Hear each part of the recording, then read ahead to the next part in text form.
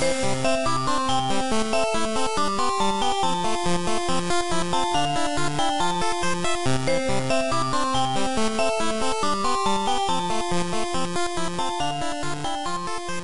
again, this is Zomby.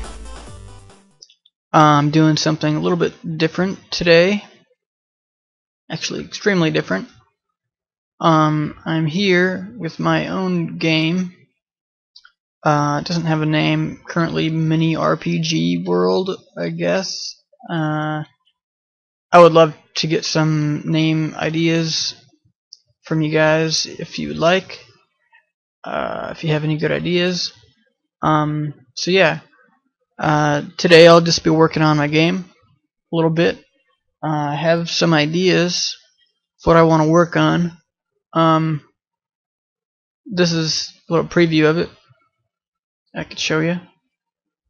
I should have battle system enabled, and mentioned before. Right now, it is random encounters. So as long as you're moving around, there's a chance that you'll get into a battle. So let's see if that will work. If it doesn't, in a minute or so, then I'll check and see if I disabled it. It could be disabled. So I guess I'll talk about full screen this or not. That's good enough. Talk about what's going on here. So this whole world is randomly generated. If I press R to restart, it'll generate a new world, and you can see it's totally different. Always start in the top left corner. It won't be that way in the final game, obviously, but for testing purposes, that's all I've set up now. So we've got mountains, we've got pine trees, which generate closer to mountains, or a higher elevation, even though you can't see an elevation change. I use a Perlin noise map, and it uses elevation. That's how all of this is generated. It checks for low elevation and then adds a water tile, checks a little bit higher and adds the sand, and checks even higher still and adds the grass. Trees, it uses the same idea. It just overlays the grass. So and then things like mountains, those are high elevation. These caves are added just, I think it's between like mid elevation grass and below mountain elevation. So things like towns, there's a town there. These are generated further down, closer to the lower elevation, closer to sand. If you go in the water here, if I go in the water here,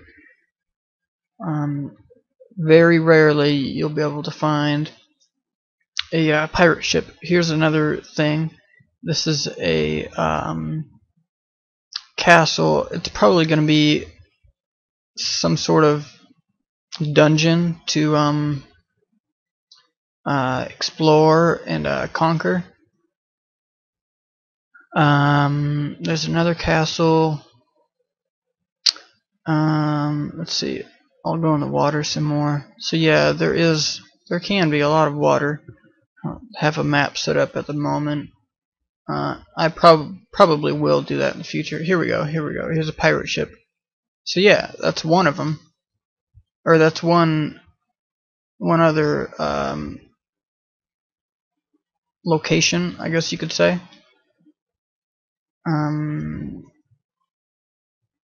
The pirate ships are very rare.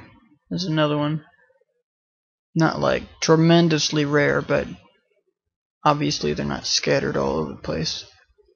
They're pretty rare throughout the water. Some mountains here. As you can tell, this is grid-based movement. Keeps the the 8-bit genre, whatever I guess you could call it.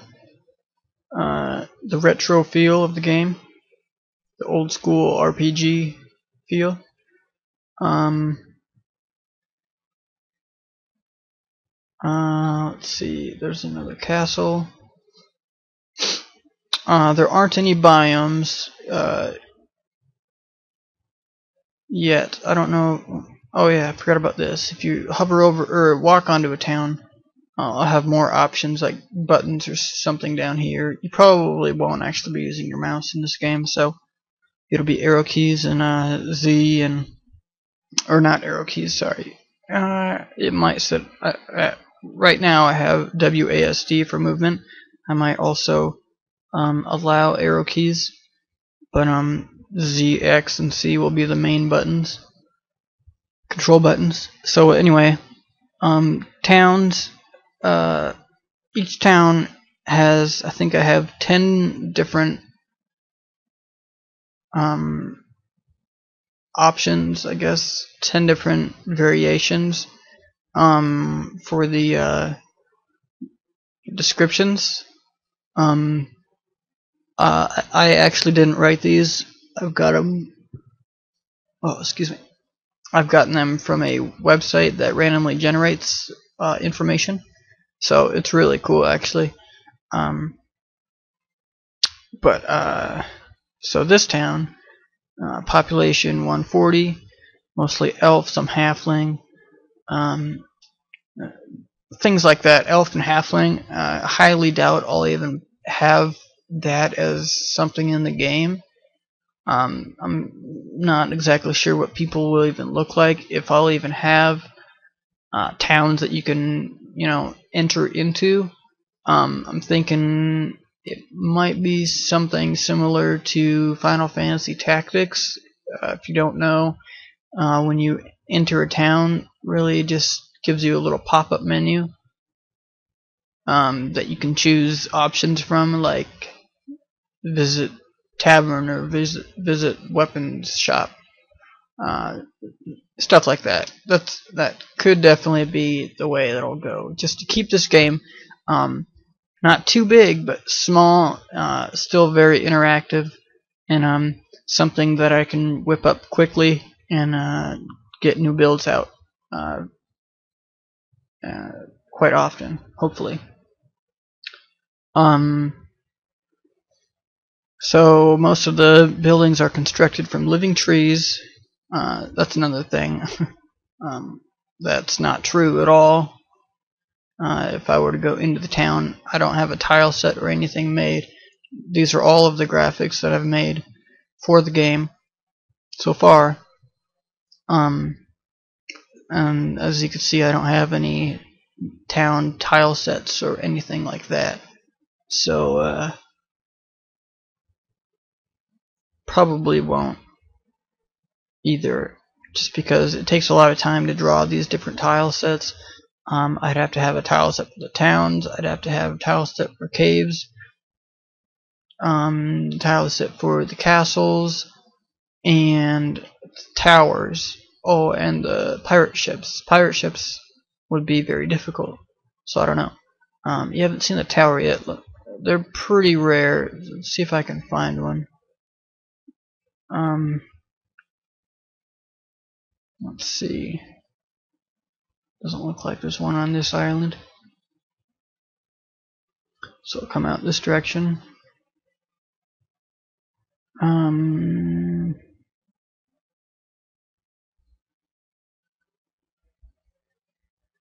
Nothing yet. Nothing yet. So as soon as I do find one, I'll jump right into adding stuff to the game. And yeah, it's definitely obvious that I do have the battle system disabled at the moment. I believe I did that just so I could explore the world without having to be interrupted. Man, I don't see any towers yet. So there's a different town. You can see this is a different option that it chooses from. Mixed human and goblin. So yeah, village is built around the statue of a dwarf wench. Is governed by a mayor, a male human named Nichi Hilly? Hiley? Nichi Hiley? It's a strange name for a human. For a male human. But what I will do, I do plan on using that idea for towns. Let's check out this town, where it'll actually develop a custom name. It'll actually develop a huge list depending on how many towns it generates. That way, none of them, two towns are alike. So it'll generate a custom name. It'll just choose a random population, and then it'll choose a number of. Oh, excuse me, man, yawning like crazy. What was I saying? It'll choose a number of different races. Maybe I might just take that part out, make it all human. That's probably the easiest thing to do. And then so it'll do that, and then when it gets to the main description here, like most of the village is delved into the sides of a weathered outcrop. I'm assuming that's farmland. It is governed by the priests of the dominant temple. So things like that, governed by the priests of the temple. I would change this temple would actually have a name, which I would generate as well. So it wouldn't say the dominant temple. It would just be governed by the priests of the ancient battleground temple, or something. It'll choose through a long list of options for a temple name. And when that whole list of town descriptions is generated at the beginning, it'll make sure that no two temples are alike either. So, man, I still have not found a tower. They are the rarest. Probably major boss. If you look over here, I've got. I don't know if you can see my mouse, so I'll have to test that. If not, I will make some note. I guess I can go like this. This demon right here, this would be an option for a final boss. I'll have red, maybe green. This is an orc or a zombie. Haven't really decided yet. I've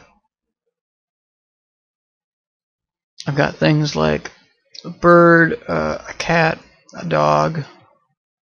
This is a ram, squid or jellyfish. I think I might just use jellyfish since squid is already taken by Minecraft in this game.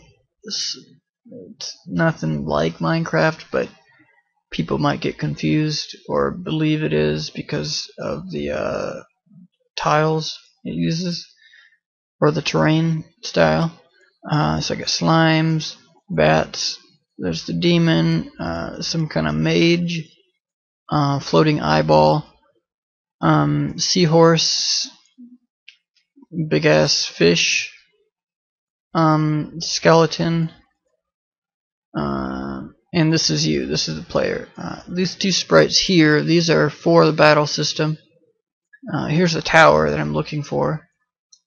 If I scroll over here, here are some shields, swords, helmets. These are equipment icons for inside your menu, which is not completed yet. It's not in the game.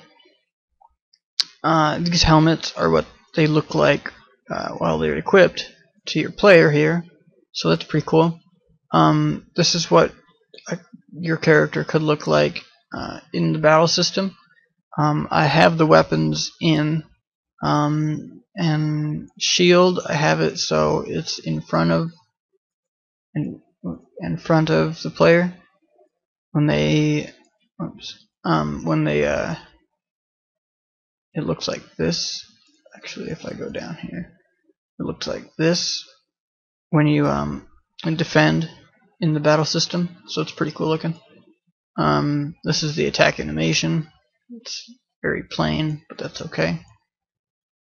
The whole game is meant to be very 8-bit and retro and basically. It has a lot of simple gameplay ideas, but the whole game itself is meant to be kind of large feeling and expansive and a lot of fun. So keeping it simple hopefully is a good game plan for the gameplay of it.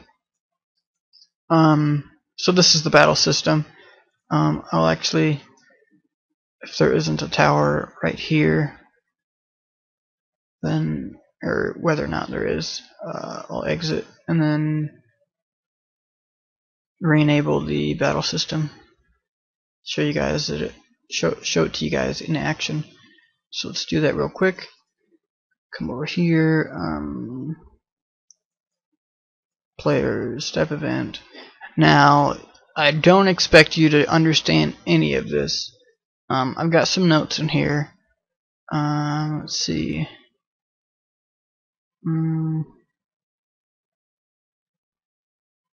not entirely sure. Oh, it's right here.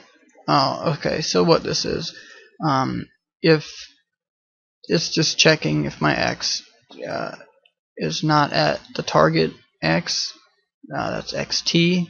XT is X target. You can see XT, YT right here. If you don't know what X and Y are, X is horizontal axis and Y is vertical axis on the game field. So this is just saying if they are not identical in value, that means if you're moving, then it'll do a random, just calls a random number between, if I do random, this is 10,000, it'll check between 0 and 10,000, and if that value is less than 1, it'll create the battle. So if I just change that to 100, it's a much better chance of triggering a battle. So let's do that now. Much better. So it'll happen any second now. Sure. Oh, there's the tower too. Okay. So, I disabled the background just to make sure you weren't moving around. So this is the battle system. You got attack. This low kick here is, it's actually, it's your skill. If you see in the background here in Photoshop, it's the skill that currently it's random. It's just random words they threw in there. None of them are any different, but they are meant to do more damage. You'll be able to customize what skill you, or choose which skill you want in the menus, but obviously that's not in the game quite yet. That's okay though. I could show you if I were to attack. I killed him instantly. My bad. I gotta change that real quick. So if I go to the battle system, I just have the enemy's HP as 4, so I can kill him in one hit just to get the battles over. I'll just put it at 100. Character HP, 64. So, I see. I have enemy HP here and enemy HP max. That's the maximum amount of HP that they can, or that enemy has. So just max it out. I suppose I'll get rid of this just to keep it rated PG. So let's hit play again. Oh, 1 minute. Actually, I want to have that background again, so you guys get the full idea, because the background really helps. Okay, so that's that. Save it. Okay. Go into it again. So every time you enter the world, it's a brand new map. Unless you have a saved game that you load. Okay, so attack, slap, defend. I'll show you defend. See, you can see my guy's blocking. You defend against Donkey. His name is obviously temporary. It's not a donkey at all. He attacked me. You can see his little attack animation when I attack him. See my attack animation. Attack Donkey for 2, so he took 2 damage. Up, and he slapped me for 14. He's got the same skill as I do, which is random for him as well. If I slap him, I got 15 for him. He missed me. Good. If I defend and he attacks me, what's he gonna do? Yep, he attacked me and he slapped me, and you could see it only did half damage because I was blocking or defending. So I'll slap him. 12. So this is obviously turn-based. The green bar with the little sword icon above it is your it's called an ATB meter. Attack bar, I believe, is what ATB stands for. It recharges. That's basically who attacks first at the beginning of the battle. Right now it's just set so I attack first every time, but sometimes it'll be random. It'll depend on who has the higher evasion skill, or not skill, stat point. There will be stats that you can upgrade, or that I'm not sure if you can do it. I might make it so you can upgrade your stats on your own, probably. So let's see if I can win this battle real quick. I only did 1 damage, and he was blocking 2, so probably only had 2 or 3 total, but he blocked it, so cut it in half. Oh, I need to keep slapping to kill him. Defends, so slapping did 8 damage, but cut in half 4 because he was blocking. Blocking again. Slap him, that did 14, cut in half, so that was pretty good. He's defending a lot though. There is no AI really. It's just he chooses what to do randomly. So there will be smarter AI for bosses probably, or maybe certain enemies where they will if their health is low, they'll use a health potion or a healing spell, stuff like that. I might do classes, so if you're a mage, instead of a skill, it'll be magic. Where when you select your magic, this list will change, and you'll have magic options, and then you'll be able to go back and just regularly attack or defend or run away. So I killed him there, so that was good.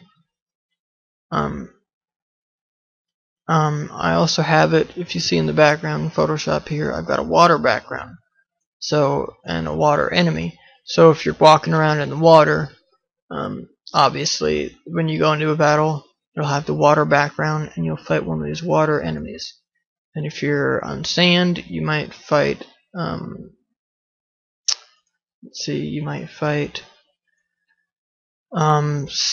these are all water enemies here. Starfish, I guess, could be on land, so that would be one for sand. If you're walking around on the grass, it'll be enemies such as the dog and the cat, the bird. Probably that's probably it. If you're on the mountain, you'll be fighting a ram. If you're inside of a cave, I'm not sure about that though, because as I said before, I don't have tile sets for caves or anything yet. So these might just be for mountains too. The slime and eyeball and the bat, I guess. Haven't really decided yet. I have something that will generate caves, but that's for a different game. That's for a game called 8-Bit World, which I might work on some other time. Show you guys that too. Or at least the cave generator part. You can see this time I have a different skill. It's random what it chooses. So yeah, that's the battle system. Let's see what skill he has if he uses it. He's got strangle as well. Okay, and he's kicking my butt. Oh, it's defending. Okay, so strangling. Good, good. I'm winning now. Defending, strangle. Good. Couple more of those. Good, he missed. Missing will also have to do with an evasion. You know, evade stat point. So if your stat or if your evasion stat is high, there's a higher chance that the enemy will miss unless theirs is also high. Or no, I'm sorry. If they're, what am I trying to say? If they're